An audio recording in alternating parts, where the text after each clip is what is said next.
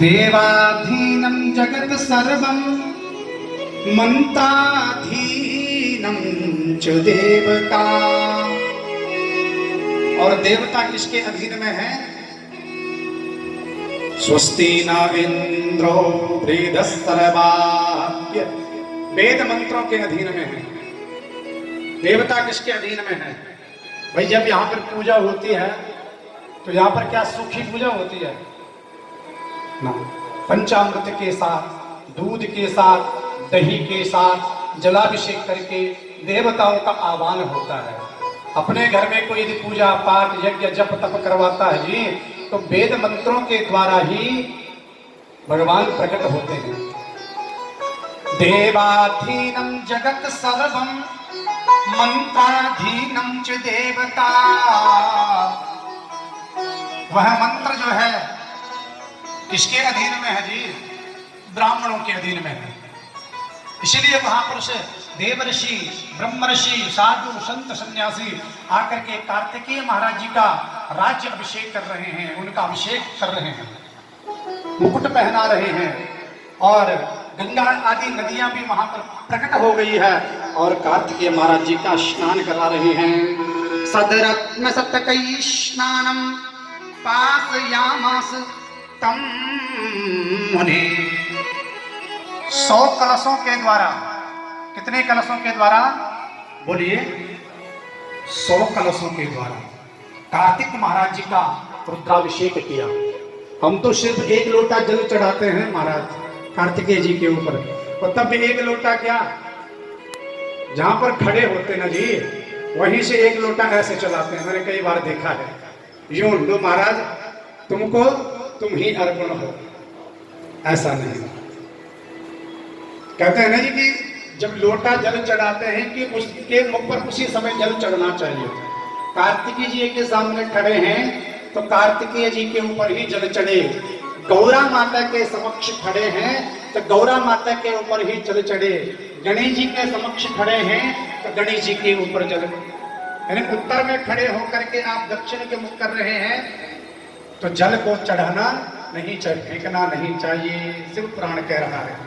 यहाँ पर यही शिक्षा हमें दी जाती है कि समस्त तीर्थ नदियां एकत्रित होकर के कार्तिकेय महाराज जी को जब अभिषेक करते हैं तो उसी समय सारे देवता अपनी अपनी शक्ति प्रदान करते हैं, अपने अपने अस्त्र शस्त्र।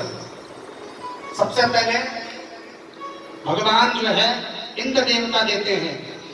गजेन्द्रं चैव वज्रं च ददौ तस्मै सुरेश्वरः, श्वेत छत्रं रत्नमालां ददौ आसं जलेश्वरः। गजेंद्र यानी इंद्र जो है अपना वज्र प्रदान कर देता है, और ऐरावत हाथी प्रदान कर देता है, और जल के देवता वरुण जो है श्वेत छत्र प्रदान कर देते हैं। इसको कार्तिकेय जी को। मनो यायी रथम सूर्यम सत्राहं च महाचयम्। और भगवान सूर्य अपनी मति यानी मत के अनुसार जो रथ चलता है वह रथ कार्तिकेय भगवान जी को प्रदान कर दिया। इसको कार्तिकेय जी क्यों दे रहे हैं? ताकि जल्दी से जल्दी ताड़ का सूपा बंद हो। इसलिए देवता भी स्वार्थ परक नहीं, तुरंत अपनी अपनी शक्ति प्रदान कर दी। सूर्य ने अपने गति के चलने के उत्तम रथ प्रदान कर दिया, और साक्षात यमराज ने यमकाल दंड प्रदान कर दिया। यमदंडम यमश्चैव सुधा कुंडम सुधान्वितः। यमराज ने साक्षात काल दंड प्रदान कर दिया कार्तिकेय जी महाराज को। और कह रहे हैं चंद्रमा ने अमृतपूर्ण घट प्रदान कर दिया। चंद्रमा के पास क्या है? अमृत है, और अमृत दे करके कार्तिकेय भगवान को पूर्ण कर दिया। उसके बाद चित्र ब्रह्मांड नाम मानाम सपुत्रम गरुड़ो ददो अरुणस्ता मारुचारक्षम बलिनाम चारणायुधम। गरुड़ जी ने चित्र वर्णन में, गरुड़ जी एक दिति है एक अदिति है। अदिति के पुत्र देवता हैं, दिति के पुत्र दानव हैं, और दिति के पुत्र गरुड़ जी ने चित्रवरण ने भगवान कार्तिकेय को क्या दिया? ये बताइए मोर किसने दिया? कार्तिकेय जी को मोर किसने दिया? चित्रबरहन ने। चित्रबरहन ने जो है कार्तिकेय भगवान को मयूर प्रदान कर दिया। अरुणाचलस्ताम्राक्षम बलिनाम चारुतेजम। और उनके ज्येष्ठ भ्राता ने, अरुण ने मुर्गा प्रदान कर दिया। मुर्गा तीव्र गति से चलने वाला, यानी अपने जो पैर होते हैं ना जी, उन पैरों से जो है ताकि जो है तारकासुर का उद्धार कर सके, इसलिए मुर्गा प्रदान कर दिया। मुर्गा जब उड़ता है तो पकड़ में नहीं आता है।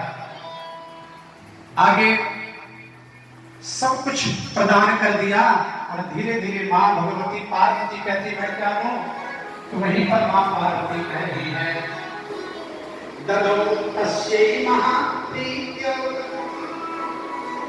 ददौ तस्य महाप्रीत्य चिरंजीवी प्रयाध्रुवम्।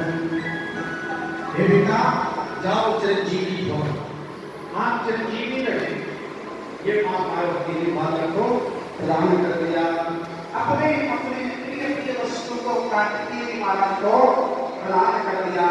और जैसे ही कार्तिकेय महाराज को प्रदान किया, इतने में क्या हुआ, सब अलंकृत समंकृत हो गए। श्री कार्तिकेय महाराज त्रिपुंड लगा करके हाथ में काला करके और चल पड़े। सभी देवता पीछे से और आगे से कार्तिक जी महाराज, और जाते जाते कहाँ जा रहे हैं, बोले तारकासुर के पास। तारकासुर को युद्ध के लिए ललकार मारा। युद्ध की जब आवाज आई इस समय, तो तारकासुर ने देखा राम राम, अरे देवताओं को कहते हुए धिक्कार है तुम्हारे लिए, धिक्कार है तुम्हारे लिए। क्या धिक्कार है?